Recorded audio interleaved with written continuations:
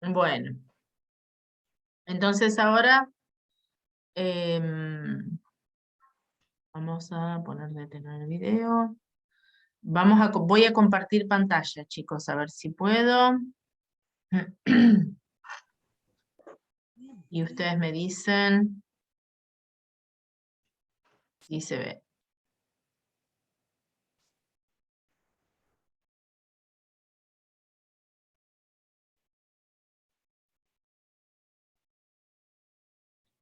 ¿Se ve ahí, chicos?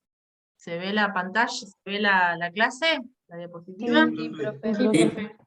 Bueno, entonces, como ven, chicos, nosotros ahora ya vamos a empezar con la unidad 5. La unidad 4 es la unidad que ya vimos en la clase anterior, que tiene que ver con estructura de la materia. Nosotros necesitábamos conocer cómo son los átomos. ¿Por qué? Porque vamos hacia un objetivo que es poder entender cómo se unen esos átomos para formar los distintos compuestos que existen y con los que nos vamos a encontrar.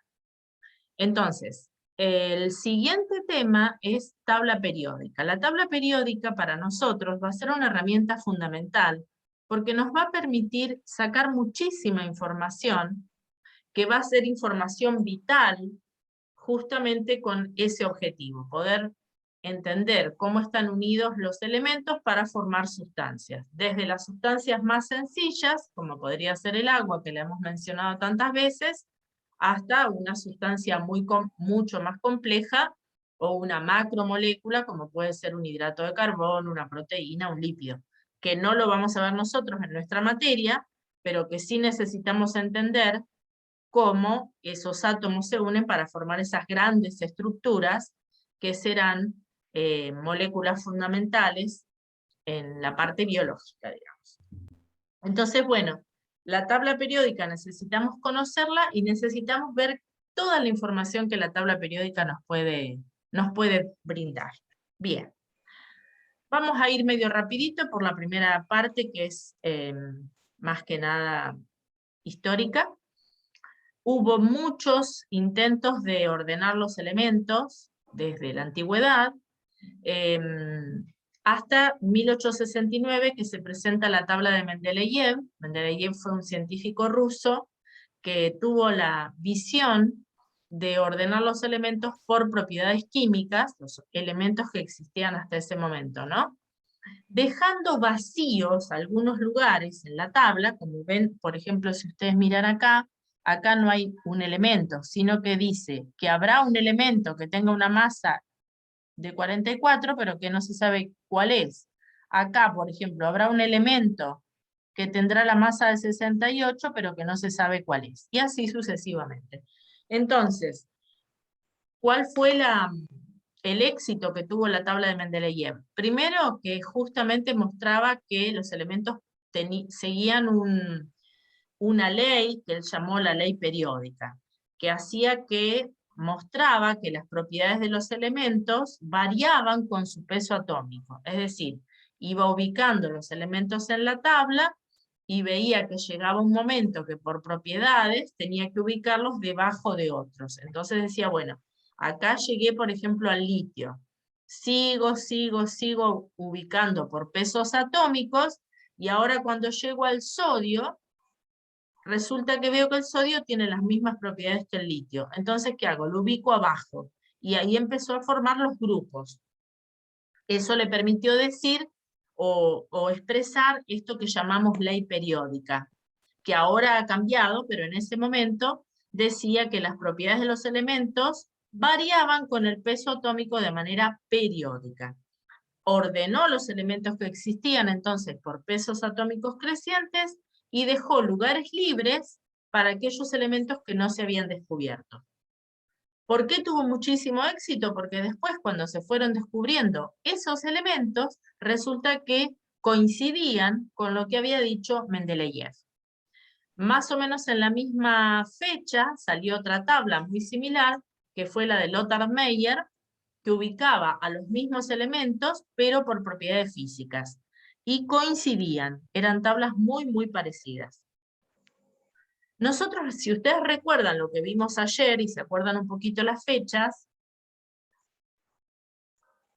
se van a dar cuenta que para esa fecha, para 1869 más o menos, no se habían descubierto algunas de las partículas subatómicas. Recién estábamos en el descubrimiento, empezando con el descubrimiento de los electrones, los protones, incluso los neutrones, que son muy posteriores. ¿Qué pasa? Entonces, en esta tabla íbamos ubicando los elementos por pesos atómicos. Recién después del descubrimiento de las partículas subatómicas, un científico, Henry Moseley, haciendo experiencias con rayos X, los rayos X ya los vimos en la clase anterior también, ¿qué es lo que observó? Que las radiaciones emitidas, las distintas frecuencias de las radiaciones emitidas, cuando los rayos catódicos impactaban sobre distintos elementos, que podían considerarse esas radiaciones rayos X, por las características que tenían, estaban relacionadas con esto que vemos acá, que es el número atómico del elemento. Es decir, yo, por ejemplo, producía rayos X a partir de un elemento conocido. Por ejemplo, a partir de un metal, como podía ser la plata. Entonces, ese rayo X iba a tener una frecuencia determinada. Esta es la letrita de la frecuencia.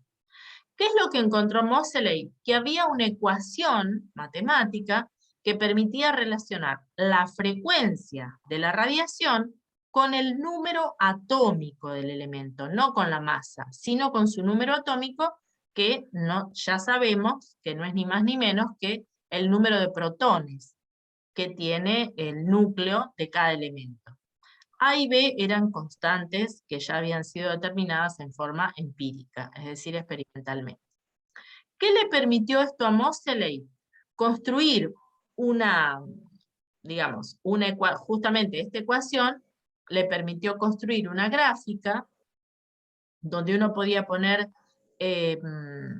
frecuencia versus Z, que sería el número atómico, y le permitió encontrar nuevos números atómicos de nuevos elementos de los cuales no se conocía el número atómico. ¿Por qué? Porque él decía, bueno, si esta es la frecuencia, podía despejar, digamos, cuál era el número atómico que correspondía a ese elemento.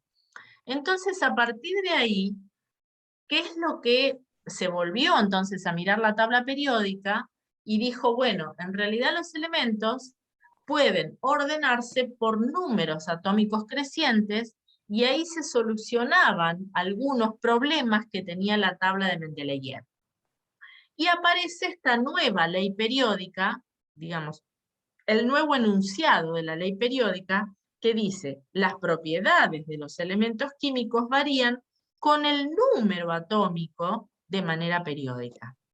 Entonces, ahí recién va a aparecer la tabla periódica actual, la tabla periódica que nosotros conocemos, donde los elementos están ordenados por números atómicos crecientes, y que por supuesto siguen cumpliendo con este concepto de las propiedades periódicas. A modo general, un poco ya lo hemos dicho, pero bueno, en esta tabla periódica nosotros vamos a encontrar, hasta la actualidad más o menos tenemos unos 118 elementos, de los cuales solamente 92 están en la naturaleza. El resto son elementos que han sido creados por el hombre en distintos laboratorios. Algunos elementos de mayor vida, otros duran muy, muy poquito, pero bueno, lo suficiente como para ir descubriéndolos y viendo algunas propiedades. Es decir, en general todo este periodo que estamos viendo acá, que es el 7, está lleno. Ya está lleno de elementos que han sido descubiertos. Pero bueno, hasta el 92, que es el uranio, son los elementos que están en la naturaleza. En realidad, para el sinnúmero de sustancias que existen, que son prácticamente incontables en la naturaleza, podríamos decir que son muy poquitos los elementos que la forman, porque en realidad son estos 92 elementos, y podemos hablar de un sinnúmero de sustancias, casi infinito, de sustancias que existen. ¿Qué es lo que podemos decir en rasgos generales? Que la tabla está dividida en metales, que son el gran porcentaje, todo lo que está en celeste son metales, y no metales, que son estos poquitísimos no metales que están en este color rosa. Los elementos que están acá, alrededor de esta escalerita que los divide, se los considera metaloides. ¿Qué significa? Que tienen propiedades de metales y propiedades de no metales. Ahora vamos a ir viendo más cada una de las partes. ¿En qué podemos observar que se divide también la tabla? En grupos, que son estas líneas, columnas, y en períodos, que son estas filas horizontales. Cuando hablamos de períodos, entonces hablamos de estas filas. Y cuando hablamos de grupos, hablamos de estas columnas. Las tablas antiguas, o la nomenclatura tradicional, las dividía en estos grupos que eran desde el 1A hasta el 8A, y desde el 1B hasta el 8B. O sea, las dividía en esa nomenclatura. Ahora, por la UPAC, directamente se dice que están numerados del 1 al 18. Esa sería la primera cosa interesante para mostrar. Y uno dice, bueno, ¿cómo es que se pudieron dividir los metales de los no metales? Simplemente por propiedades, observando sus propiedades porque son muy diferentes. Entonces, por ejemplo, la primera, los metales conducen mucho la electricidad y los no metales no conducen o tienen muy mala conductividad. Lo mismo pasa con la conductividad térmica. Los metales conducen mientras que los no metales son aislantes. Los metales tienen brillo, los no metales no tienen brillo. Los metales son prácticamente la mayoría sólidos, salvo el mercurio, que es el único metal líquido a temperatura ambiente, el resto son sólidos. En cambio, los no metales pueden ser sólidos, líquidos o gaseosos. Y así sucesivamente, tienen propiedades muy diferentes. Por ejemplo, esto, que es muy importante. En general, en la mayoría de sus compuestos, los metales forman cationes, mientras que los no metales tratan de formar aniones. Entonces, bueno, esas propiedades permitieron hacer esa primer división grande entre metales y no metales. Bien, ahora si nosotros llevamos un poco más íntimamente a la tabla, esta tabla que vemos acá es una tabla que pueden buscar por internet, que está muy interesante porque les permite ver propiedades de cada uno de los elementos. Es una tabla interactiva. Uno se separa, digamos, arriba de un elemento, cualquiera de la tabla, y puede observar un montón de propiedades, puede observar su configuración electrónica, etcétera. Así que bueno, se las recomiendo. Acá nosotros ya podemos ver más claramente que aunque tengamos toda esta zona de metales menos el hidrógeno, tenemos diferencias entre ellos. Y decimos, bueno, ¿estos quiénes son? Y estos son los metales alcalinos. ¿Estos amarillos quiénes son? Y son los metales alcalino-térreos. Todos estos de acá, ¿qué son? Y son los metales de transición. Estos, en este colorcito, ¿quiénes son? Este verdecito así, los metaloides. Estos son los no metales. Dentro de los no metales tenemos todo este grupo que es muy importante, que son los halógenos. Estos son los gases nobles. Entonces pasan a tener esos grupos características muy importantes en sus propiedades que hacen que los podamos clasificar con sus nombres propios, por decirlo de una manera. Bueno, Profe, después ¿por qué acá, dice sí. desconocido, digamos, y aparecen algunos elementos? ¿Cómo? No escuché bien. Viste que en la parte, digamos, en el grupo 7, la mayoría usualmente aparece como desconocido, digamos, pintado con el color que se refiere a desconocido. No Claro, sé. pero en el periodo 7, en realidad, por más que aparezcan acá así, en realidad ya están descubiertos y ya tienen nombre y todo. ¿Estos de acá abajo te referís? ¿A los del periodo 7? Sí, sí, sí, a eso. Ya están descubiertos hasta el 118. Pero bueno, como yo les decía, son elementos que se fabrican, son sintéticos, se fabrican en laboratorios y digamos algunos tienen duración muy muy corta y no alcanza esa duración para estudiar adecuadamente sus propiedades. Entonces, están descubiertos, pero todavía no están sus propiedades perfectamente determinadas. ¿Mm? O sea, los elementos que tenemos en la naturaleza son solamente hasta el uranio, hasta el 92. El resto son sintéticos. ¿Eh? Y estos ya están todos descubiertos. Y otra pregunta, ¿por qué, digamos, nos separan así?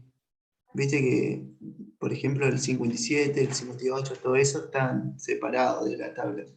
Sí, en realidad, ¿qué es lo que pasa? A partir, bueno, justamente, nosotros acá tenemos toda esta serie que lo llamamos metales de transición, pero acá, en el 57 y en el 89, aparecen estas dos líneas que las escribimos abajo para que la tabla no sea tan larga, digamos. Estos son los lantánidos y estos son los actínidos. Y simplemente se escriben debajo para no estirar tanto la tabla. Yo esperen un poquito que voy a dejar de compartir pantalla, un cachito acá. Voy a iniciar video y les voy a mostrar mi tabla, a ver si la alcanzan, no sé si la alcanzan a ver, ahí, capaz que tengo que alejar más. Porque en realidad la tabla debería ser así de larga. No sé si la ven ahí. Entonces, ¿qué es lo que se ve? Que en esta parte, si yo acá tengo el grupo 1 y el grupo 2, ahí ya empiezan, ahí abajo, ya empiezan los lantánidos, esta serie verde y los actínidos. Y recién después siguen todos los elementos de transición, y después siguen todo lo que serían los halógenos, los gases nobles, etc. ¿Ven? O sea, la tabla sería así de larga. Entonces, ¿qué pasa? A partir de acá, estas dos líneas, que son lantánidos y los actínidos, se los saca de la tabla, en vez de dejarlo ahí, ¿ven? Y se los pone debajo. O sea, se los escribe, digamos, debajo. Es por una cuestión de orden, nada más. Que bueno, resulta más fácil. Pero igual ahora lo vamos a ver cuando veamos las configuraciones electrónicas a partir de la tabla periódica, que es muy significativo cómo nos ayuda, digamos, la tabla periódica para esto. ¿Sí? Entonces, ¿se entiende? Si estas dos líneas, lantánidos y actínidos, estuvieran acá, toda esta tabla se estiraría muchísimo hacia la derecha. Entonces, por eso se las ubica abajo, estas dos líneas, los lantánidos y los actínidos. Bien, entonces esto es lo que les decía, o sea, nosotros ya miramos un poco más íntimamente la tabla y en función de las propiedades que van teniendo los elementos, se puede hacer una diferenciación más importante que solamente ver metales o no metales. Y después ya los vamos a aprender a reconocer a medida que vamos viendo compuestos que se forman y decimos, bueno, entre los halógenos y los metales alcalinos se formarán sales, por ejemplo, sales binarias. Bien. Ah, ¿y ahí qué pasó? Ahora me pasa lo mismo del otro día. A ver, dejar de compartir. Compartir de nuevo.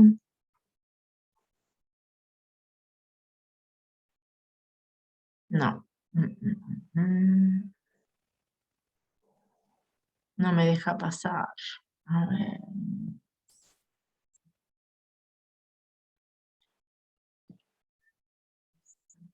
Vamos a ver ahí. No me deja pasar la diapositiva. Compartir pantalla.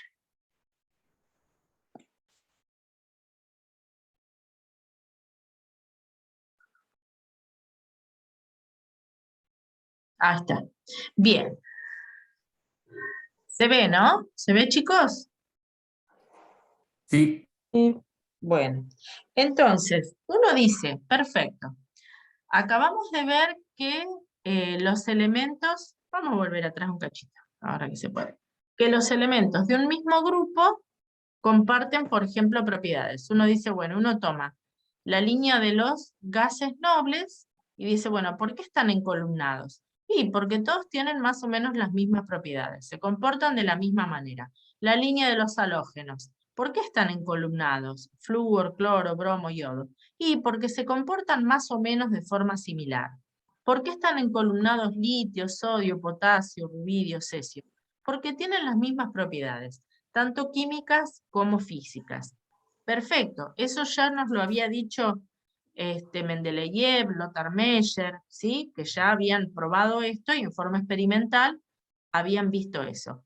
Ahora, nosotros nos podemos preguntar por qué a su vez tienen propiedades similares. Es decir, ya sé que tienen propiedades similares, el litio, el potasio, el sodio, y están en una columna. Ahora, ¿por qué pasa eso? Esa es la pregunta que nos hacemos. ¿Por qué tienen propiedades similares? Tiene que haber algo en esos átomos, de esos elementos, que haga que justamente compartan sus propiedades químicas y sus propiedades físicas. ¿Y qué es eso? No es ni más ni menos que su configuración electrónica, lo que aprendimos en la clase anterior. ¿Qué es lo que hace que el litio, el sodio, el potasio, el rubidio tengan las mismas propiedades? Que todos comparten su configuración electrónica externa. Todos tienen un único electrón en el último nivel de energía, es decir, en su capa más externa de electrones, lo que sería su capa de valencia se llama. Todos tienen un único electrón. ¿Qué tratan de hacer con ese electrón? Perderlo y transformarse, por ejemplo, en iones positivos. Eso hace que se comporten de la misma manera. Entonces, eso explica este encolumnamiento de elementos en la tabla periódica. Justamente van a estar encolumnados según sea su configuración electrónica externa. Es decir, van a tener el mismo número de electrones en lo que sería su capa de valencia. ¿A qué llamamos capa de valencia? Justamente al último nivel de energía. Lo que hay en el último nivel de energía, ¿cuántos electrones hay? 1, 2, 3, 4, 5, bueno. Eso es lo que los va a hacer similares en su comportamiento y en sus propiedades. De ahí, entonces, la importancia que tiene conocer la configuración electrónica de los elementos, que es lo que aprendimos en la clase anterior. Y de esa configuración electrónica, ¿qué es lo que más nos va a interesar? La externa, es decir, lo que hay en el último nivel de energía. Entonces, la tabla periódica nos va a ayudar muchísimo para poder entender y para poder tener la configuración electrónica de cualquier elemento de la tabla. Nosotros ya aprendimos en la clase anterior que los electrones se ubican en orbitales, que esos orbitales tienen distinta forma, distinta energía, distinta orientación espacial, que por supuesto esos orbitales pueden estar en distintos niveles de energía, y a su vez también aprendimos que cada orbital puede contener 2 electrones. Entonces resulta que cuando uno observa la tabla, justamente teniendo en cuenta esto que dijimos, que los elementos están ubicados en grupos en los cuales las propiedades son similares y que esas propiedades son similares por la configuración electrónica externa, entonces uno dice, bueno, ¿y cuál será la configuración electrónica externa que tienen esos grupos? Bueno, los dos primeros grupos, el grupo 1 y el grupo 2 de la tabla periódica, son elementos que van a llenar al orbital S, y entonces se llaman bloque S. ¿Qué quiere decir? Volvamos atrás. Estos elementos van a ser 1S. Perdón, van a ser S1, no 1S. Van a ser S1, es decir, todos van a tener un solo electrón en un orbital S. Y estos elementos, los que siguen, van a tener 2 electrones en un orbital S. Entonces, todo esto que está acá va a formar el bloque que se llama S. Esto va a ser el bloque S. ¿Qué pasa? En el nivel 1 vamos a tener el 1S. En el nivel 2, el 2S. En el nivel 3, el 3S. En el nivel 4, el 4S. Y así sucesivamente. Después del S, ¿quién seguía? Los orbitales P. ¿Se acuerdan que empezaban con el 2P? En el nivel 2 ya empezábamos a tener orbitales P. Los orbitales P eran 3. ¿Se acuerdan de ayer? Lo vimos ayer, así que está fresquito ahí. PX, PY y PZ. Eran 3 orbitales. Pero, como nosotros sabemos que se pueden ubicar 2 electrones en cada orbital, resulta que yo puedo ubicar 6 electrones. Y si uno va a la tabla, justamente ahí tengo 6 elementos. 1, 2, 3, 4, 5, 6 elementos. Entonces, todo este bloque va a llenar siempre orbitales P. Este será el P1, P2, P3, P4, P5, P6. Por eso todo este bloque se llama P, el bloque P. Los elementos de transición, que son los que están en el medio, los metales de transición, van a llenar los orbitales D. ¿Se acuerdan que ayer vimos que los orbitales D eran 5? Había 5 orbitales D posibles. También vimos, ya lo sabemos, que cada orbital puede contener hasta 2 electrones. Por lo tanto, ¿cuántos electrones podrá haber acá? Máximo 10. Y justamente si nosotros vamos a la tabla periódica, vamos a encontrar que los elementos de transición, este bloque, tiene 10 elementos. 1, 2, 3, 4, 5, 6, 7, 8, 9, 10. Entonces, toda esta línea va a ser la 3D. Esta línea va a ser la 4D. Esta línea va a ser la 5D. Y esta línea va a ser la 6D. Y estos elementos, que son los elementos de transición, son los que van a llenar, de alguna manera, los orbitales D. La primera línea el 3D, la segunda el 4D, el 5D y el 6D. Pero nosotros también vimos que había orbitales que llamamos F, que aparecían en el nivel 4 de energía. En el nivel 4 de energía íbamos a tener orbitales S, orbitales P, orbitales D y orbitales F. Los orbitales F eran 7, ¿se acuerdan que lo vimos ayer? Y, como ya sabemos, podemos ubicar 2 electrones en cada uno, quiere decir que vamos a poder ubicar 14 electrones. Estos elementos, los lantánidos y los actínidos, justamente son 14. Los 14 primeros elementos, que son los lantánidos, van a llenar el 4F, y los siguientes van a llenar el 5F. Perdón, lo iba a mirar en la anterior, acá. Estos van a llenar el 4F, que son 14 elementos, y estos van a llenar el 5F, que también son 14 elementos. Entonces, fíjense qué interesante que es ahora que uno ya sabe, viendo dónde está el elemento, digamos, dónde están los últimos electrones de ese elemento. Si yo voy a la tabla periódica y digo, bueno, ¿dónde estarán los últimos electrones del flúor? Voy a saber que van a estar en un orbital P, porque justamente el flúor está en todo este bloque, que es el bloque P, y también me puedo fijar cuántos serán esos electrones, porque si yo sé que acá empiezan los P, este será el P1, P2, P3, P4, P5. Quiere decir que ya voy sabiendo la configuración del flúor, por lo menos la configuración electrónica externa. Voy a un elemento con muchos electrones, como puede ser el yodo. Entonces, ya no necesito saber desde el 1S2, 2S2, 3, bueno, empezar con eso. Sino que lo que me interesa es saber que el yodo va a ser 5S2, 5P5. Eso es lo que vamos a empezar a practicar y a tratar de sacarle ese provecho a la tabla periódica. Quiere decir que Esto es, o sea, en función de esto, que ya sabemos que ese es el bloque S, este es el bloque D, este es el bloque P, este es el bloque F, nosotros ahora podemos entender un poco mejor la tabla y decir, bueno, primero, cuando uno dice que este es el periodo 1, este es el periodo 2, este es el periodo 3, este es el periodo 4, que ese es el numerito que aparece en nuestras tablas periódicas, aparece este número entero acá al costado. En realidad ese número, ¿qué me está indicando?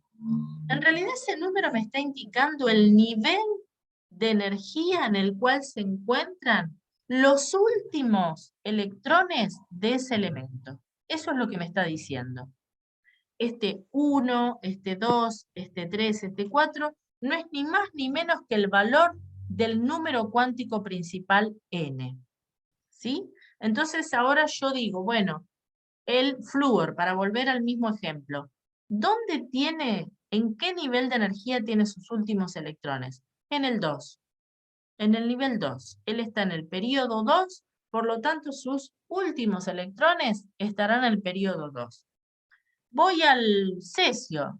¿Dónde estarán los últimos electrones del cesio?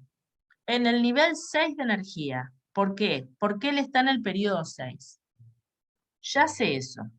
¿Qué otra cosa sé? Justamente, si este dijimos que era el bloque S, y yo en el bloque S, en los orbitales S, puedo ubicar 2 electrones, digo, esta primera línea es la S1 y esta segunda línea es la S2. ¿Y cómo combino ahora el periodo con esa información? Bueno, el litio, ¿qué configuración electrónica externa tendrá? 2s1. Mientras que el berilio será 2s2. Si yo quisiera saber cuál es la configuración del bario, digo, ¿cuál es la configuración externa del bario? 6s2. Vengo acá, a cualquier otro lugar, no sé, aluminio. Digo, aluminio, ¿en qué periodo está? En el periodo 3. ¿Cuál será su configuración electrónica externa? Ya llenó el sodio y el magnesio el orbital S. Y el aluminio empieza a llenar los orbitales P. Entonces el aluminio va a ser 3s2, 3p1. Entonces cualquier elemento de este grupo va a tener esta configuración electrónica externa. S2p1. El de al lado, S2p2, S2p3, hasta los gases nobles que van a ser S2p6. Entonces, el elemento argón, ¿qué configuración electrónica externa va a tener? Nivel 3, o sea que va a ser 3s2, 3p6. ¿Sí? De a poco se va a ir entendiendo esto. Vengo a los elementos de transición. Yo ya sé que los elementos de transición llenan los orbitales D y que empiezan con el 3D. Si bien estamos en el periodo 4, esto de acá es 3D, el de acá abajo es 4D, el de acá abajo es 5D. Entonces digo, bueno, el zinc, ¿qué configuración electrónica externa va a tener? Periodo 4, porque este 4 ya lo estoy viendo acá. ¿Qué es lo que veo antes del zinc? Y bueno, antes del zinc veo el potasio y el calcio que van a llenar el 4s2. Y después vienen todos estos elementos. 1, 2, 3, 4, 5, 6, 7, 8, 9, 10. El zinc justamente es el de 10. ¿Cuál va a ser la configuración electrónica externa del zinc entonces? 4s2, 3 de 10. Y así sucesivamente. La tabla me ayuda, me da mucha información respecto a la configuración electrónica externa que van a tener los elementos. Esto va a ser fundamental porque yo después lo voy a usar cuando tenga que entrar en el siguiente tema, que es enlaces, donde yo sí tengo que saber cuál es la configuración de cada elemento para poder después armar un compuesto. Profe, Sí, No entendí la configuración electrónica del zinc. Me hizo cortocircuito el cerebro y no entendí. no hay ningún problema, lo volvemos a explicar. Vamos en todo caso, a esta de acá. El zinc está acá ubicado, ¿sí? Es este elemento de acá. Entonces uno dice, bueno, ¿cuál es la configuración electrónica externa del zinc? No me interesa lo que hay más adentro, porque en realidad, para los enlaces que él tenga, para que vamos a ir un poquito a la tabla, él tiene 30 electrones, ¿verdad? Entonces ahora que yo ya sé cómo viene la mano, en realidad no me interesa empezar 1s2, 2s2, 2p6, 3s2. Ya todo eso pasó, ya entendí cómo es. ¿Qué es lo que me interesa ahora saber? ¿Cuál es la configuración externa del zinc para saber cómo se puede comportar él? ¿Qué va a hacer con sus últimos electrones? Si necesita ganar electrones, perder electrones o qué le conviene hacer. Entonces digo, bueno, vengo acá a la tabla, este es el zinc, este que está acá. Entonces digo, ¿cuál es su configuración? Lo que veo. ¿Y qué es lo que veo? Primero que está en el nivel 4 de energía, ¿sí? O sea, si yo miro la tabla, está en el periodo 4 el zinc, ¿ves? Acá en el periodo 4, o miro la otra tabla, perdón, esta, digo zinc, acá está, periodo 4. Bien, periodo 4, entonces, lo primero que yo veo es 4S. Este es el S1 y este es el S2. 4S2 ya está. Y ahora empiezo a ver el 3D. 3D1, D2, D3, D4, D5, D6, D7, D8, D9, D10. ¿Cuál es la configuración del zinc? 4S2, 3D10. De la misma manera podría haber dicho, no sé, más fácil, la del hierro. Vengo al hierro. ¿Qué es el hierro? Y el hierro es 4S2, 3D5. Si yo te preguntara, por ejemplo, ¿cuál es la del calcio? El calcio es 4S2, ya está. Esto es 4S1 y el calcio es 4S2.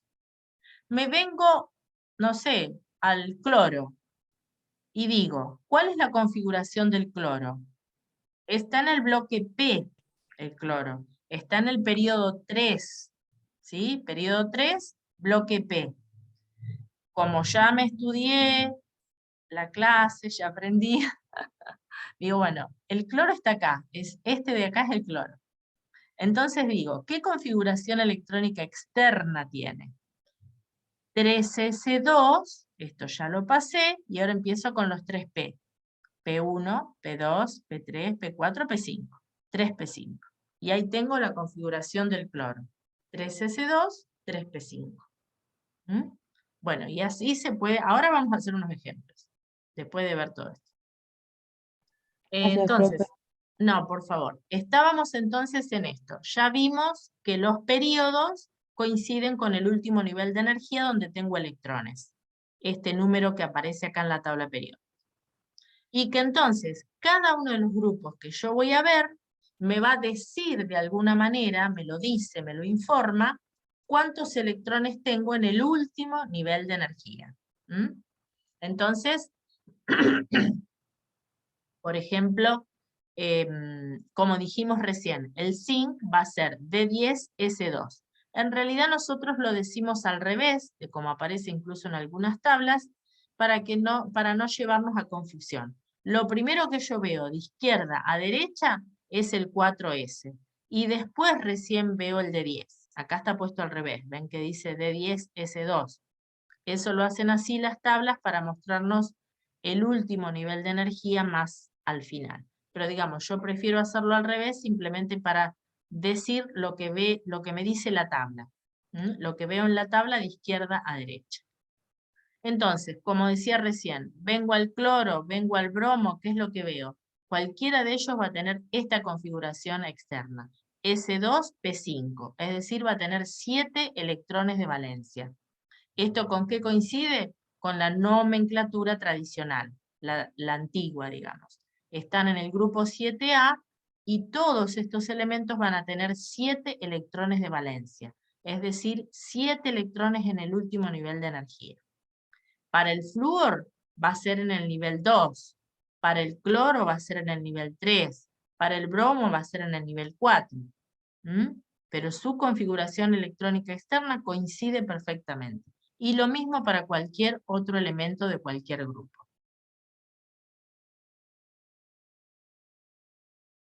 Bien, acá vienen unos ejemplos que están interesantes entonces justamente para probar esto. Escribir la configuración electrónica del azufre y del mercurio. Bien, entonces ¿yo qué digo? Voy a la tabla para ver dónde está el azufre. Digo, bueno, el azufre está acá. Este es el azufre y tiene 16 electrones. ¿Qué voy a hacer? Como a mí me interesa, lo que más me interesa a partir de ahora es la configuración electrónica externa, voy a decir todo lo interno del azufre, todos los primeros electrones del azufre, los voy a resumir en la configuración del gas noble anterior. ¿Cuál es el gas noble anterior al azufre? El neón, que tiene 10 electrones. Entonces digo, esos 10 electrones los voy a resumir escribiendo digamos, el nombre del neón entre corchetes. Y a eso lo voy a llamar kernel del gas noble. Entonces digo, la configuración del azufre va a ser el neón más todo lo que veo después del neón. Me vuelvo después a la tabla de nuevo. Después del neón, que son esos 10 primeros electrones que no los escribo entonces, ¿qué veo? Veo 3 S2 hasta el magnesio, 3 S2, y después ¿qué veo? 3 P1, P2, P3, P4. Y entonces, ¿qué es lo que escribo para el azufre? Neón, 3 S2, 3 P4. Esa es la configuración electrónica del azufre, donde justamente lo que yo escribo después del gas noble es lo que estoy viendo en el último nivel de energía, es decir, estos son sus electrones de valencia. ¿Cuántos electrones de valencia tiene el azufre? 6. Estos 2 más estos 4, esos son los 6 electrones de valencia del azufre, que si nosotros miramos, coincide, el azufre se encuentra en el grupo 6A de la tabla periódica. Eso me está mostrando que tiene 6 electrones de valencia. Eso, digamos, va a ser muy importante saberlo y entenderlo. ¿Por qué? Porque eso de alguna manera me está hablando de cómo se va a comportar el azufre en los compuestos que él forme. Es un elemento que es muy electronegativo, por ejemplo, y va a tratar de adquirir más electrones. ¿Para qué? Para parecerse al gas noble más cercano. Le faltan Profe, 2 electrones, sí. siempre nos remitimos para reducirlo, como dice usted, al gas noble más cercano o también Sí. a otros elementos. No, no, no. Siempre al gas noble anterior, no al más cercano, porque si vos Anterior. mirás Ok. el azufre, el más cercano que tiene es el que sigue. El que sigue es el argón. Él va a tratar de parecerse en sus compuestos al argón, y para eso le faltan 2 electrones. Pero para escribir las configuraciones electrónicas me voy a ir siempre al gas noble anterior. Entonces, para el azufre, el gas noble anterior es el neón. Entonces voy a escribir el gas noble entre corchetes y a eso le voy a sumar lo que me falta. Y lo que me falta van a ser esos 6 electrones. Esa va a ser la configuración del azufre. Fíjense lo que pasa con un elemento más grande, como el mercurio. Cuando yo voy a la tabla, ¿qué pasa con el mercurio? El mercurio está acá, tiene 80 electrones, ¿sí? Entonces me viene bárbaro esto de resumir configuración electrónica para no empezar a escribir dónde están esos 80 electrones. ¿Quién es el gas noble más cercano del mercurio? Díganme ustedes. Xenón. El xenón, perfecto. El gas noble anterior más cercano es el xenón, que tiene 54 electrones. Igual todavía me faltan un montón, ¿sí? Porque tengo que llegar hasta 80. Entonces digo, bueno, ya escribo xenón. ¿Y qué sigue después del xenón? Vamos a la tabla de nuevo. Sí, después del xenón, perdón. Lo que veo en la tabla, chicos, eso es lo que me tengo que fijar. Lo primero que veo en la tabla es que después del xenón aparece el periodo 6 y aparecen estos dos elementos que nosotros ya sabemos que son el 6S2. Entonces digo, después del xenón va el 6S2. ¿Qué es lo que veo? Lo que estoy viendo. Listo. Voy de nuevo a la tabla. Ahí está. Veo el 6S2 y ya llegué hasta el bario.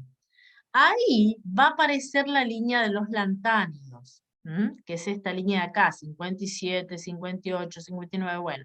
Los lantánidos, no sé si ustedes se acuerdan, que lo vimos hace un ratito atrás, llenan los orbitales 4F. Justamente por eso son 14 elementos. Entonces, esos 4F los voy a tener que pasar, porque el mercurio recién va a estar acá. O sea, pasa todo esto y después aparecen los metales de transición, que es donde está ubicado el mercurio. Entonces, ¿qué es lo que voy a escribir?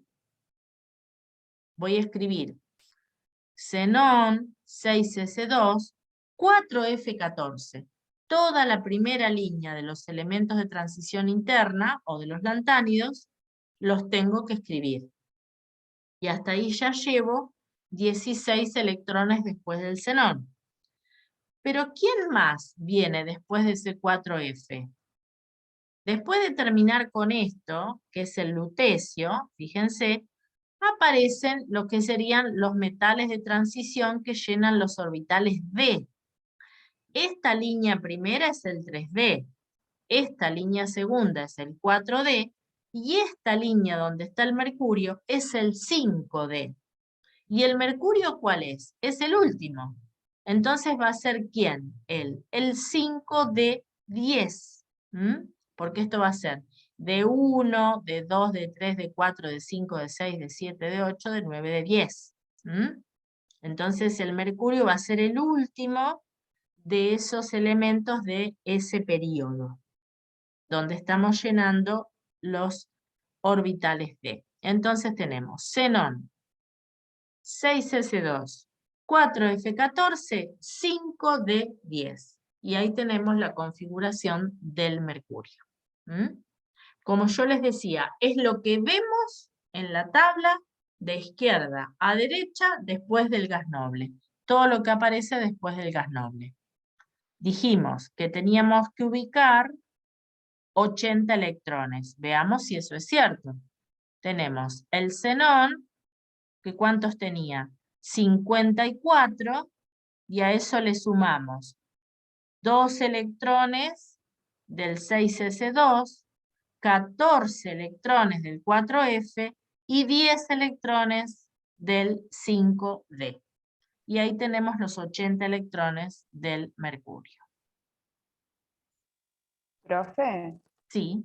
no entendí por qué era 5D10. Vamos a la tablita anterior, que es la que nos permite ver mejor lo que pasa con los bloques.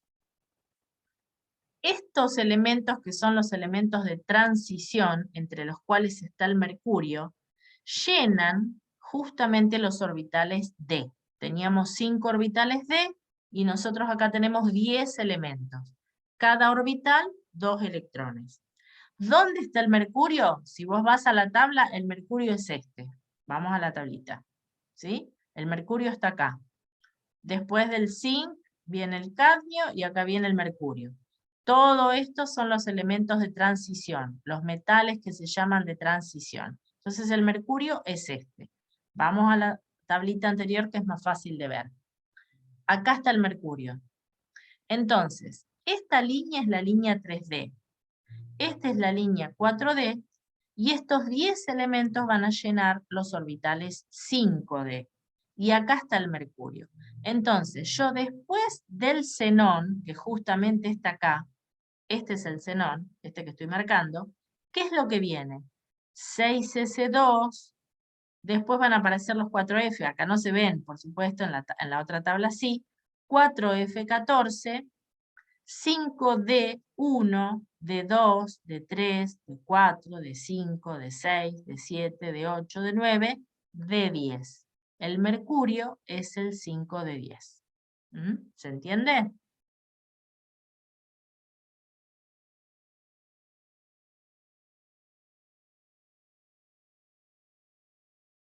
¿Escucharon, chicos? ¿Me escuchan?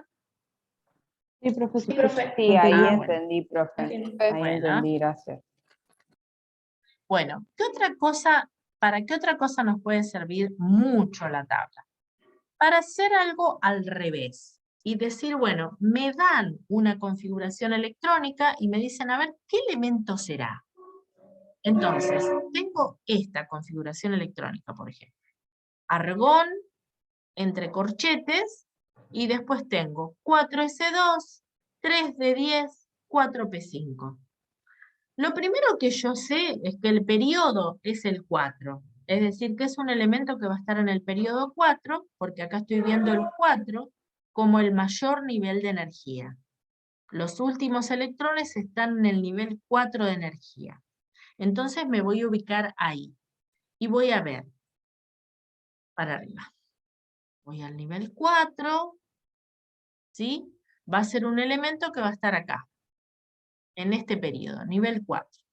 ¿Qué decía? Decía 4S2, que sería el 4S2 sería el calcio, 3D10, ahí llego hasta el zinc, y después decía 4P5, P1, P2, P3, P4, P5. ¿Quién será mi elemento? El bromo. También puedo indicar justamente el grupo de la tabla periódica, porque recuerden que coincidía el grupo, en la nomenclatura antigua, con los electrones que tienen el último nivel de energía. En el nivel 4 de energía, ¿cuántos electrones tiene? 5 más 2, 7. Entonces, el elemento que está ubicado en el periodo 4 y en el grupo 7 de la tabla periódica es el bromo. ¿Cuál sería su configuración externa, la del último nivel, del nivel 4? 4S2, 4P5. ¿Por qué no me interesan los 3D? Porque están completos, porque este nivel está totalmente lleno, y es un nivel más interno, el 3. Entonces, si uno les preguntara, ¿cuántos electrones tiene el bromo en su nivel más externo de energía? La respuesta es 7. Estos 2 más estos 5. Justamente por eso se encuentra en el grupo 7 de la tabla periódica.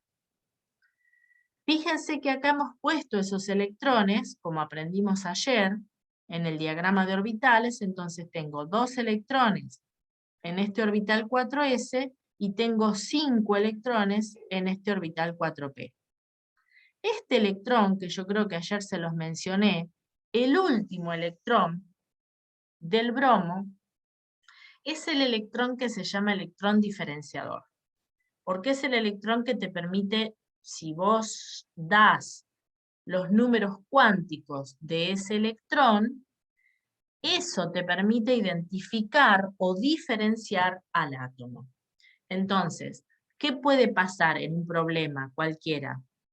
Que me den, por ejemplo, los números cuánticos de este último electrón y me pregunten también quién es el elemento. No sé si eso lo tengo acá. No, ya pasó a propiedades periódicas. Vamos a hacer este ejercicio, por más que no esté acá. Vamos a suponer que me dicen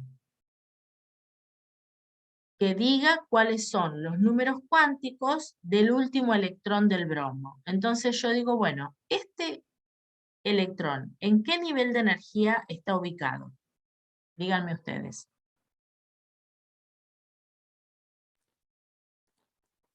¿Nivel de energía?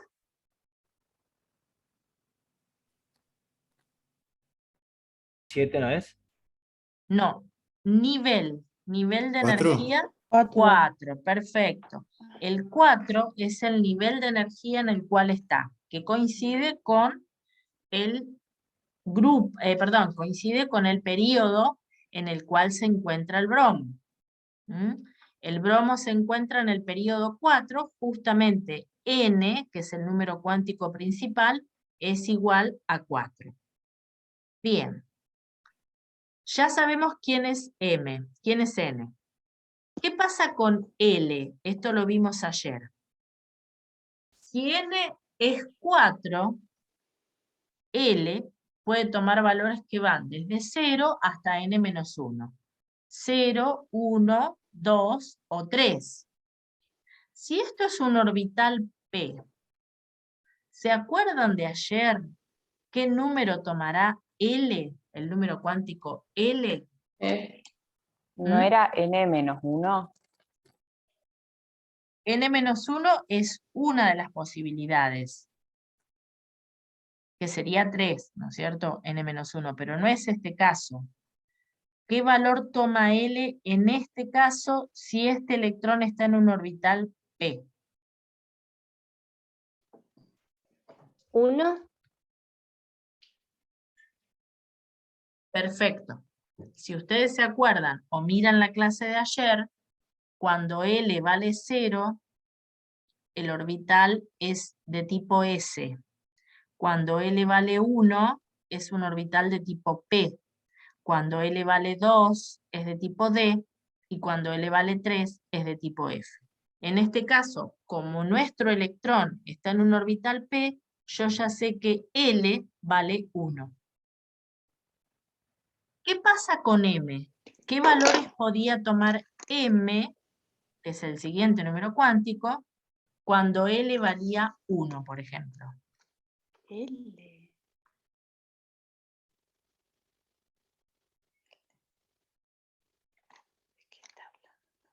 Cuando L vale 1, M puede ser...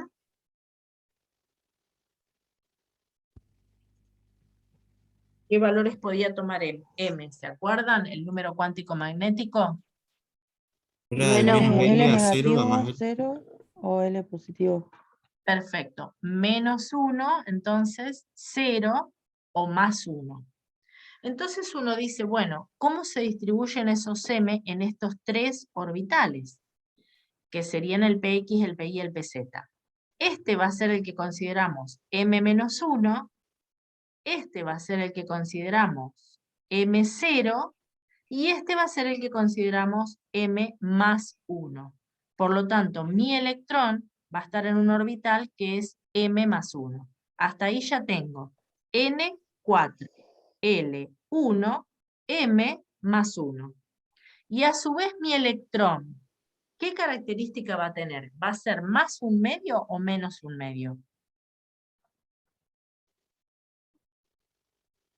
Si es el Más primero, un medio. más un medio. Siempre el primer electrón que ponemos en un orbital es el que consideramos más un medio.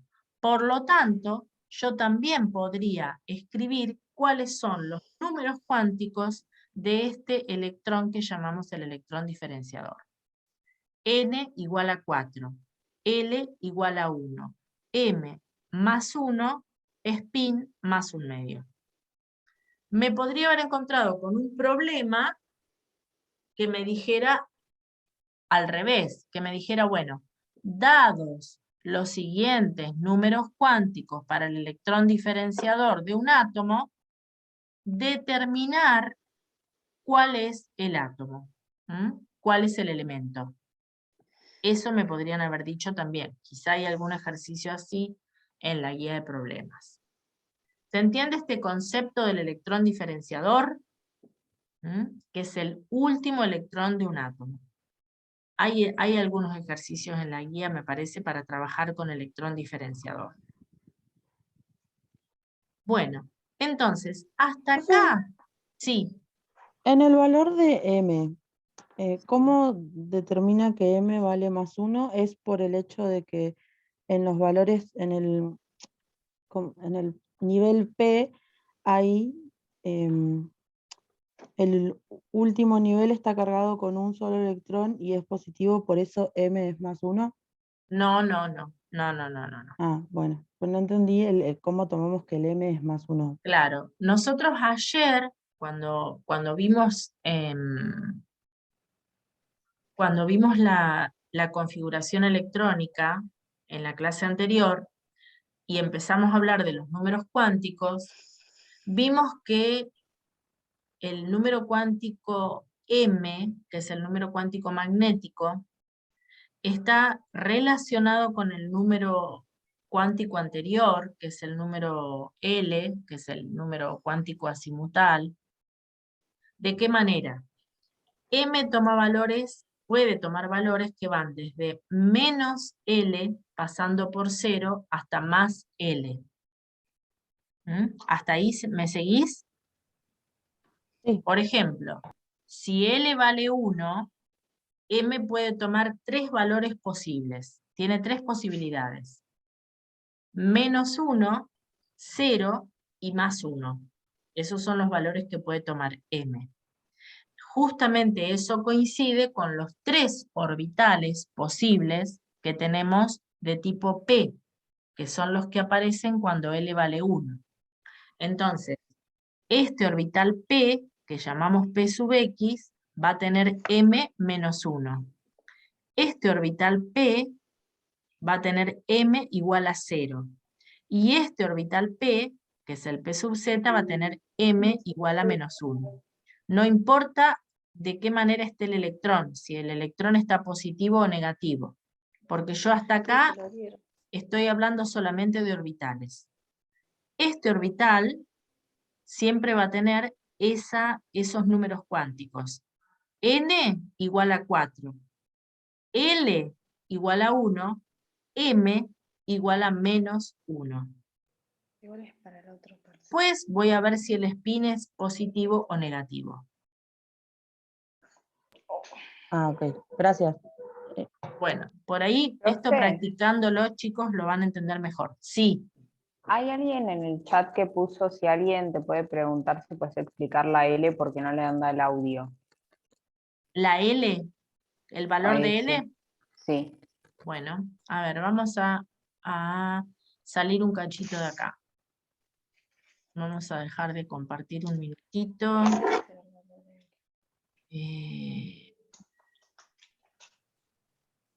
Vamos a buscar archivo. Vamos a abrir otro archivo.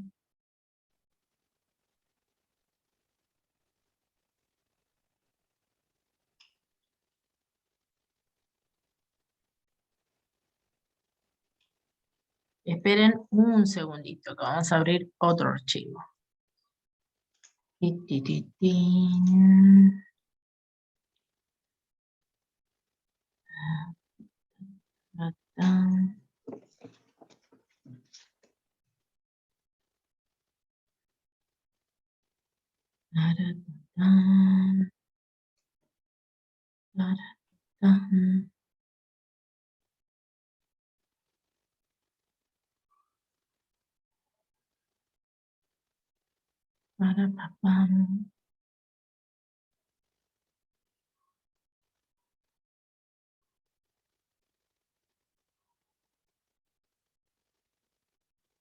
Bien.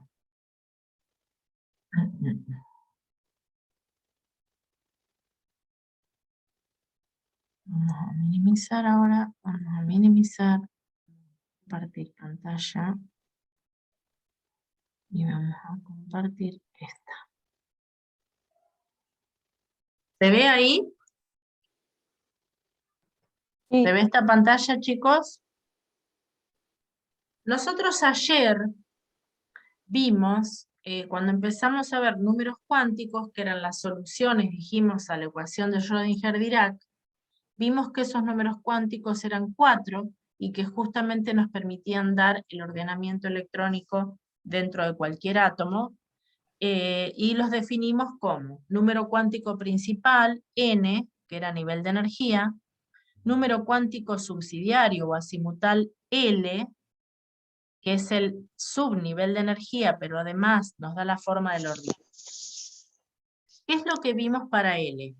L vimos que podía tomar valores que van de 0 hasta n-1. Y que, según fuera el valor de L, aparecían los tipos de orbitales. Cuando L valía 0, aparecían los orbitales S, cuando L vale 1, los orbitales P, cuando L vale 2, los orbitales D, cuando L vale 3, los orbitales F. Esos eran los tipos de orbitales asociados con L. Entonces, ¿qué pasa? En este caso concreto del ejemplo que tenemos en la clase de ahora, N valía 4. Por lo tanto, L, ¿qué valores podía tomar? 0, 1, 2 o 3, porque justamente L puede ir hasta N-1. Como mi electrón estaba en un orbital P, ¿sí? Yo vi que mi electrón caía en el orbital 4P, entonces L, ¿qué valor tenía que tomar? 1. ¿Hasta ahí se entiende? ¿Por qué decido que L vale 1? Porque mi electrón está ubicado en un orbital P. Entonces, de las 3 posibilidades que yo tenía para L, perdón, 4, la que corresponde es esta porque mi orbital es un orbital P. Ahora, ¿qué pasa?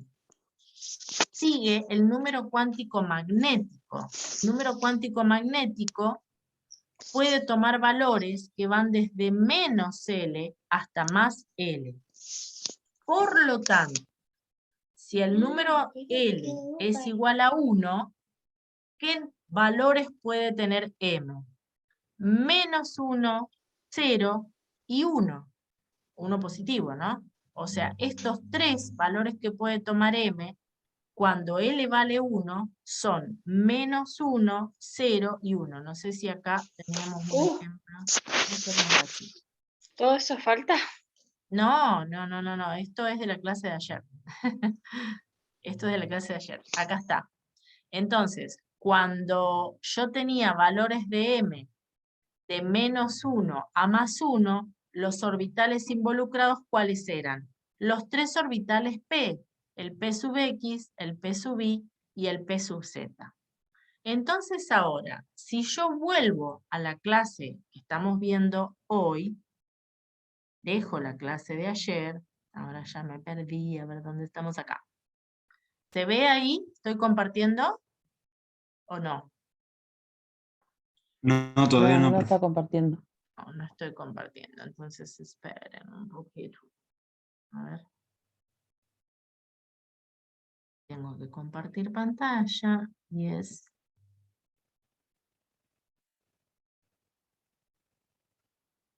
esta. ¿Ahora sí? Ahora sí, profe. Sí, ahora sí. Entonces, chicos, volvemos al ejemplo este que estábamos acá.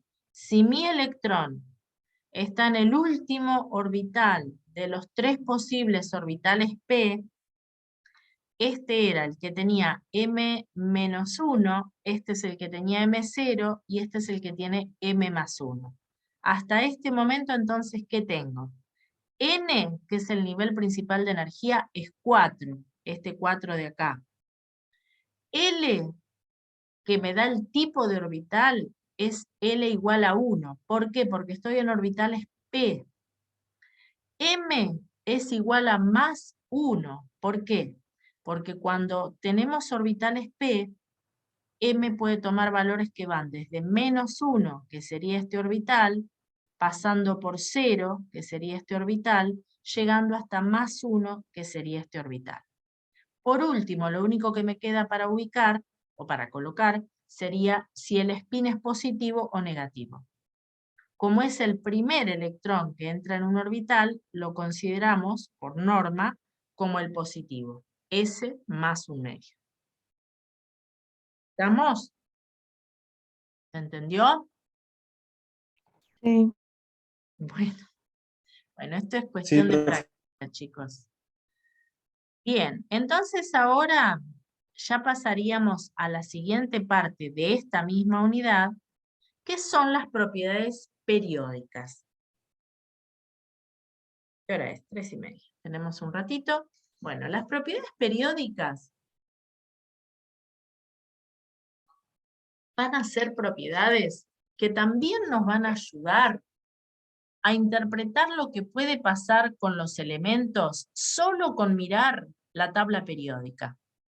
uno va a tratar de ver qué puede pasar entre los elementos de la izquierda y de la derecha de la tabla periódica. Bueno, una vez que nosotros conozcamos las propiedades, vamos a decir, estos elementos van a perder fácilmente electrones, estos elementos van a ganar fácilmente electrones, entonces probablemente estos elementos con estos elementos van a formar un tipo de enlace que se llama iónico. Eso lo vamos a aprender a diferenciar conociendo entonces las propiedades periódicas. Y cómo se comportan, digamos, los elementos mirándolos desde la tabla periódica. Entonces, vamos a empezar con una propiedad que es el radio atómico. No son muchas las propiedades periódicas que vamos a ver, son 4 o 5. Vamos a empezar con radio atómico. Bueno, evidentemente nosotros no podemos tomar un átomo, como si fuera una pelota de tenis, y medirle su radio, ¿verdad? No podemos aislarlo y medirle su radio. Entonces, las medidas que se hacen son medidas indirectas y por supuesto no son totalmente certeras.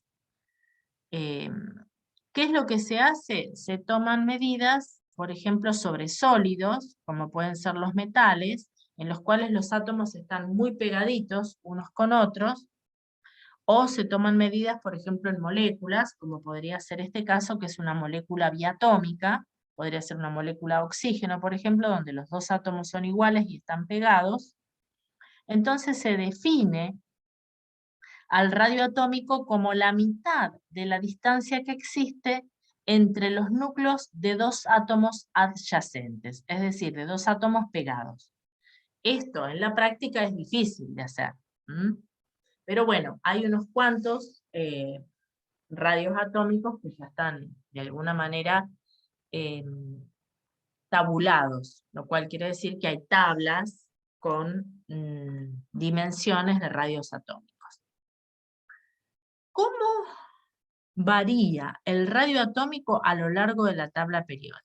Nosotros vamos a mirar la tabla periódica de izquierda a derecha y de arriba hacia abajo. Es decir, me voy a ir a una tablita, la que esté más cerca, y voy a decir, bueno, ¿cómo voy a mirar cualquiera de las propiedades periódicas en la tabla? La voy a mirar de izquierda a derecha, es decir, ¿qué es lo que pasa de izquierda a derecha en un periodo? ¿Y cómo la voy a mirar? De arriba hacia abajo en un grupo. Entonces voy a decir, de acá, de izquierda a derecha, aumenta o disminuye, y de arriba hacia abajo, aumenta o disminuye. Todas las propiedades periódicas las voy a mirar así. O sea, no voy a mirar, por ejemplo, unas de izquierda a derecha y la otra de derecha a izquierda, o una de arriba hacia abajo y la otra de abajo hacia arriba. No. Todas las propiedades las voy a iniciar acá, y voy a decir, ¿qué pasa hacia la derecha? Tal cosa. ¿Qué pasa hacia abajo? Tal otra. Eso es lo que vamos a hacer con todas las propiedades periódicas. Bien, ahora sí, me voy de nuevo al radio atómico. Entonces, ¿qué pasa con esta propiedad que es el radio que tienen los átomos? Los átomos en la tabla periódica, en un periodo, disminuyen su radio de izquierda a derecha. ¿Qué pasa en un grupo de arriba hacia abajo? Aumentan su radio. Disminuyen y aumentan. Lo que vamos a tratar de explicar ahora es por qué pasa eso.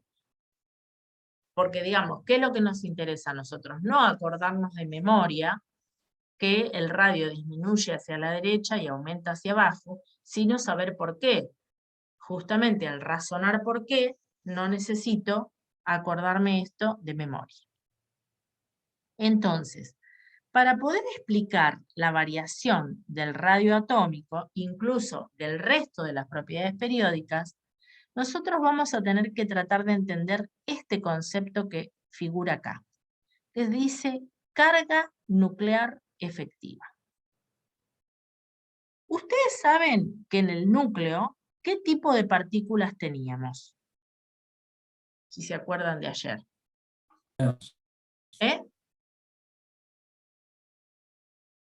¿Qué teníamos?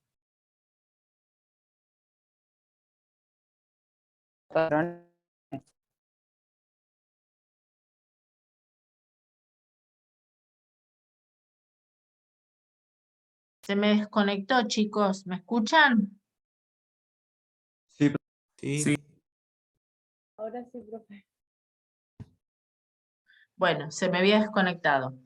Entonces, ¿qué tipo de partículas tenemos en el núcleo de un átomo? Protones y neutrones. Bien, muy bien. Protones y neutrones. ¿Cuáles de esas partículas están cargadas? Protones. Protones. Muy bien. ¿Qué tipo de carga tienen? Positiva. Positiva. Muy bien. Entonces, cuando nosotros hablamos de carga nuclear efectiva, justamente estamos tratando de decir cuál será la efectividad que tiene ese núcleo, que es positivo, para atraer la nube de electrones. O sea, yo me tengo que ubicar en lo que sería un átomo, esto es pensamiento abstracto. Entonces decir, bueno, tengo un núcleo con carga positiva y alrededor tengo una nube de electrones. Ese núcleo con carga positiva tiene que trata en lo posible de atraer la nube de electrones un poco más cerca de él, dependiendo de qué, de cuán positivo es. Evidentemente un núcleo que es muy positivo atraerá esos electrones con bastante fuerza. Un núcleo que tiene poquitas cargas positivas no lo atraerá a esa nube con tanta fuerza. Ya me doy cuenta de eso. Bien. ¿Qué pasa con los elementos a medida que yo recorro la tabla periódica con esa carga del núcleo? Y eso es lo que vamos a tratar de entender. Este concepto de carga nuclear efectiva es muy importante entenderlo porque me va a permitir explicar la variación de las propiedades periódicas. Bien, entonces vamos a ubicarnos acá, como si esto fuera un átomo. Si bien ya les dije en la clase anterior que no hablamos de órbitas circulares en las cuales se están moviendo los electrones, pero a los fines de entender esto es fácil verlo así. Es como que acá tengo una nube de electrones que están cerca del núcleo y acá tengo otra nube de electrones que están un poquito más alejados del núcleo. ¿Sí? Bueno, por ahora estoy viendo esto. El núcleo con su número de protones, que es exactamente esto, Z, el número atómico. Bien. Afuera tengo una primer línea de electrones, una primer nube de electrones que son los que están más cerca de él. Un poquito más afuera tengo otra nube de electrones que están un poquito más lejos. ¿Me escuchan ahí? Porque dice su conexión sí, es... Ah, perfecto. Sí. Bien, por ahora eso. Muy bien. Entonces ahora pensemos. Este núcleo que es positivo trata de ejercer su influencia sobre todos los electrones que están en la periferia. Entonces, vamos a suponer que él está mirando a los más externos. Y dice, bueno, trato de ejercer una atracción, que son estas líneas azules, de estos electrones que están en la periferia hacia mí. ¿Sí? Trato de ejercer una carga, una atracción sobre ellos que depende de mi carga. Yo soy el núcleo, dependiendo de mi carga positiva, yo puedo atraerlos a ellos más o menos. Eso por un lado, son estas líneas azules. Pero, ¿qué pasa? Resulta que en el medio está esta nube con los otros electrones más internos, que también ejercen una acción sobre Ahora, los profe, se te electrones. cortó. ¿Hola? No escuché. Está cortando. Corto.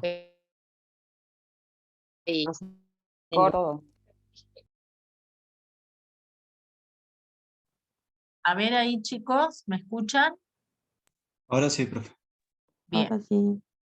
Entonces, estos electrones más internos también ejercen una influencia sobre estos electrones más externos. ¿Qué pasa? ¿Ellos qué carga tienen, los electrones? Cualquiera. Negativa. Negativa. Negativa. Imagínense que se encuentran relativamente cerca con otras cargas negativas. ¿Qué efecto hacen? Repulsión. Sea más Una repulsión, perfecto. Entonces, estas líneas más violetitas son repulsiones que ejercen estos electrones sobre estos electrones más externos. Entonces, ¿qué pasa? Ahí hay como un tire y afloje, podríamos decir, entre estas partículas, entre los protones del núcleo que ejercen una atracción y los electrones más internos que ejercen una repulsión. Entonces, la carga verdadera del núcleo sobre estos electrones más externos se llama carga nuclear efectiva. Por eso se la indica como Z, que es el número atómico, F, que significa carga nuclear efectiva. La carga nuclear efectiva, que es la carga que el núcleo puede ejercer sobre sus electrones periféricos, los que están más afuera, es igual al número atómico, es decir, el verdadero número de protones que posee ese núcleo, menos una constante que se indica con esta letra griega, que se llama constante de apantallamiento. ¿Qué es lo que indica la constante de apantallamiento? Justamente el poder de apantallamiento que hacen estos electrones más internos. Imagínense que estos electrones más internos, en la primer capa, en la primer nube de electrones, es como que hacen un paraguas sobre el núcleo, apantallando a los electrones más externos. Es bastante lógico, ¿no? Pensarlo, si uno se abstrae. Estos electrones más externos en realidad no lo pueden ver fácilmente al núcleo. ¿Por qué? Porque tienen acá una pantalla. Esa pantalla es la pantalla que ejercen los electrones más internos. Los electrones de los niveles internos, como dice acá, apantallan a los electrones externos. Y dependiendo de ese nivel de apantallamiento, va a ser esta constante. Entonces, fíjense que si yo tengo mucho apantallamiento, ¿qué va a pasar con mi carga nuclear efectiva? Va a ser menor, porque fíjense que yo estoy restando la constante de apantallamiento. Mi carga nuclear efectiva va a ir disminuyendo si este valor aumenta. Si esta constante de apantallamiento permanece siempre igual, mi carga nuclear efectiva solamente va a depender del número atómico. Entonces, si el número atómico aumenta, esta carga nuclear efectiva aumenta, y si el número atómico disminuye, esta carga nuclear efectiva disminuye. Entonces ahora, vamos de nuevo a... Oh, y ahí ya no me deja irme. Dejar de compartir. Vamos de nuevo a compartir pantalla.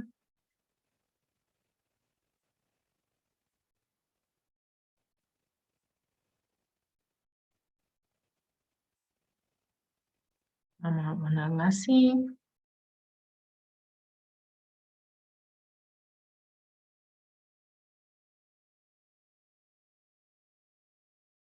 Ahí se ve, chicos. Sí, profe. Sí, profe. Sí. Bien.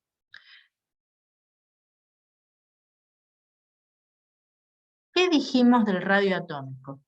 Que en un periodo disminuye su radio. Cuando yo me muevo por la tabla periódica, acá, en un periodo, vamos a suponer a medida que me muevo hacia la derecha, el radio disminuye. Pensemos qué pasa con la carga nuclear efectiva. ¿Qué va pasando a medida que yo me muevo hacia la derecha por un periodo con el número atómico? ¿Aumenta o disminuye? Disminuye. ¿Aumenta? Aumenta. 3, 4, 5, 6, 7, 8. Va aumentando el número de protones en el núcleo. O sea, Z, a medida que yo me muevo hacia la derecha, aumenta. Pero fíjense también que yo estoy en un único nivel de energía, siempre en el mismo. Entonces, la constante de apantallamiento que ejercen los electrones que están antes de este periodo, que serían los electrones, los dos electrones que están en el nivel 1, es siempre la misma. Por lo tanto, ¿qué va a pasar con la carga nuclear efectiva a medida que yo recorro un periodo? Fíjense lo que va a pasar con esto. La carga nuclear efectiva, que es la que a mí me interesa. A medida que yo recorro un periodo, el número atómico aumenta, se hace más grande. Pero la constante de apantallamiento permanece siempre igual, porque estoy en el mismo nivel de energía. Estoy agregando electrones acá, estoy agregando electrones acá afuera, pero los electrones de acá adentro son siempre los mismos. A medida que yo recorro un periodo, estoy agregando electrones acá afuera, en el último nivel de energía. Entonces, esta constante es siempre igual, pero esto aumenta. Entonces, si esto aumenta, ¿qué pasa con la carga nuclear efectiva de ese núcleo? Es cada vez más alta. ¿Y qué hace con esa nube de electrones? La trae cada vez con más fuerza hacia sí. Por lo tanto, el radio, en ese movimiento que hago por la tabla periódica, disminuye. ¿Por qué? Porque el núcleo es cada vez más potente, tiene cada vez más efectividad para atraer a la nube de electrones. Y por eso el radio se achica. El radio es cada vez menor cuando yo recorro un periodo de izquierda a derecha. ¿Qué pasa cuando recorro un grupo de arriba hacia abajo? Acá dice que aumenta. Simplemente, ¿por qué aumenta? Porque los orbitales en los que yo estoy agregando electrones son cada vez más grandes. Recuerden que habíamos visto también en la clase anterior que el orbital S del nivel 1 era pequeño, el orbital S del nivel 2 era más grande, el orbital S del nivel 3 era más grande. Entonces, a medida que nosotros nos movemos por un grupo, estamos agregando electrones en orbitales que son cada vez de mayor tamaño. Por lo tanto, la única alternativa que queda es que evidentemente el radio de un átomo de arriba hacia abajo aumente, lo cual es lógico. Acá tengo un átomo chiquitito que tiene un solo protón y un solo electrón, y acá tengo un átomo enorme que tiene 87 protones y 87 electrones, que tengo que ubicarlos a esos electrones en nubes, en orbitales, que son cada vez de mayor tamaño. Entonces, como consecuencia, mi radio aumentará a medida que me muevo por un grupo hacia abajo. A medida que me muevo hacia la derecha, disminuye. Fíjense que solamente lo estamos viendo, la variación, en lo que llamamos los elementos representativos, que son los que tienen esta A, digamos, asociada al grupo. No estamos mirando los elementos de transición. Si miramos la tabla, no lo vamos a ver nosotros. Es decir, qué es lo que pasa con las propiedades periódicas en los elementos de transición. Nos vamos a centrar solamente en lo que pasa en las propiedades periódicas cuando miro los grupos que tienen la letra A, desde el 1A hasta el 8A. Y a estos que tienen la letra B, por ahora los dejamos de lado. Como que, bueno, no nos interesa mucho lo que pasa. En realidad es porque pasa muy poquito, cambia muy poquito el radio en los elementos de transición. Entonces, volviendo a este dibujo, se ve claramente acá lo que pasa a lo largo de un periodo con el radio y lo que pasa a lo largo de un grupo con el radio. Esto es consecuencia de que nosotros estamos agregando electrones en orbitales cada vez más grandes. Y esto es consecuencia de que la carga nuclear efectiva, a medida que yo me muevo por un periodo, aumenta.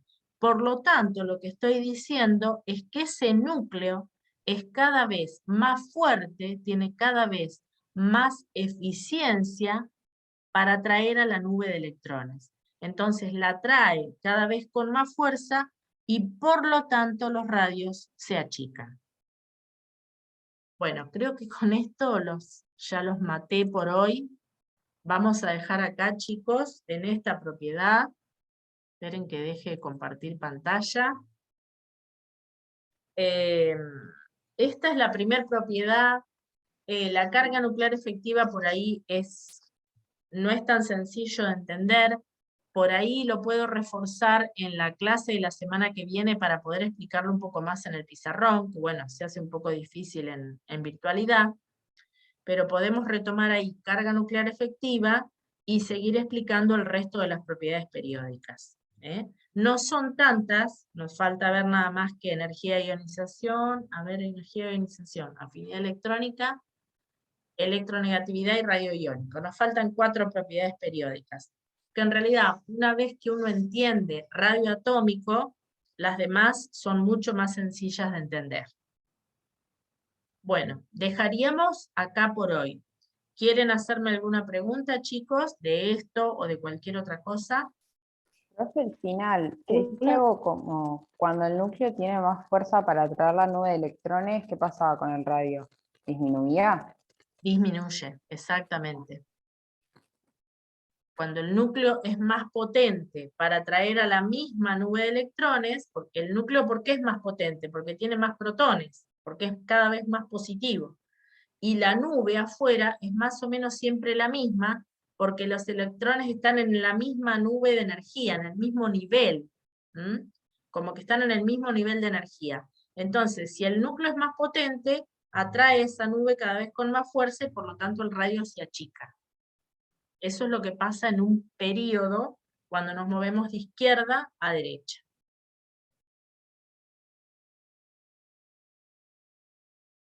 No sé si hay, no estoy mirando el chat, no sé si hay alguna pregunta en el chat. Una vez que terminemos esta unidad, se sube la guía número 4. Claro, una vez que terminemos esta unidad, vamos a subir esa guía porque la guía 4 tiene ejercicios de la unidad anterior y ejercicios de tabla periódica. Estas 2 unidades comparten una misma guía, que es la guía número 4. Acá hay una compañera que pregunta si el simulacro del parcial va a tener una nota aproximada. Sí, por supuesto, le va a dar una nota aproximada más allá que no tiene ninguna importancia, digamos, que notas se saquen en el simulacro. Pero es justamente para que ustedes vean que ni bien terminan, primero que pueden revisar, antes de enviar, pueden revisar. Segundo, que pueden cambiar las respuestas. O sea, hicieron el ejercicio 1, pusieron una respuesta, pero después cuando empezaron a revisar, se dieron cuenta que esa respuesta estaba equivocada, la pueden cambiar. Todo eso lo tienen que hacer antes de enviar el parcial, que es el resultado. Una vez que ustedes envían, ya está. Listo, no pueden volver atrás, no pueden volver a ingresar en el caso del parcial. En el simulacro sí, pueden volver a ingresar y hacer un nuevo intento, se llama. Entonces, en el caso del simulacro, va a haber varios intentos posibles, justamente para que ustedes prueben, digamos. En el caso del parcial, no, uno puede hacer un único intento. Dice, el simulacro va a estar disponible a partir de las 10 más o menos. La verdad que tendrían que entrar a PEPCO ahora, porque no sé, esto lo cargó Facundo, y no sé si le puso las 10 o las 11 en el horario. Fíjense. Ayer nos había dicho que era las 11 en la clase de en la ayer. clase de problemas. Sí, es muy probable que lo haya puesto a partir de las 11.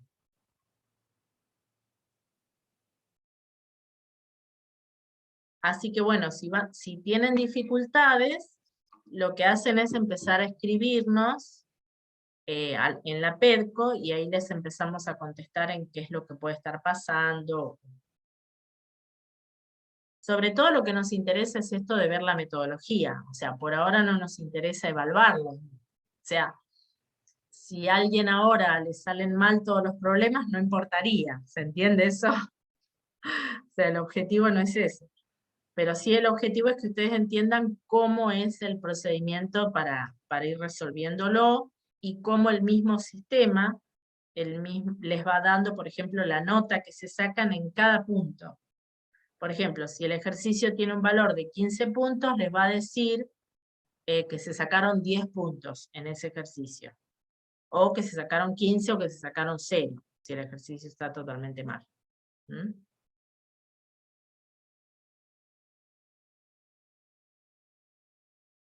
Bueno, ¿alguna otra pregunta, chicos?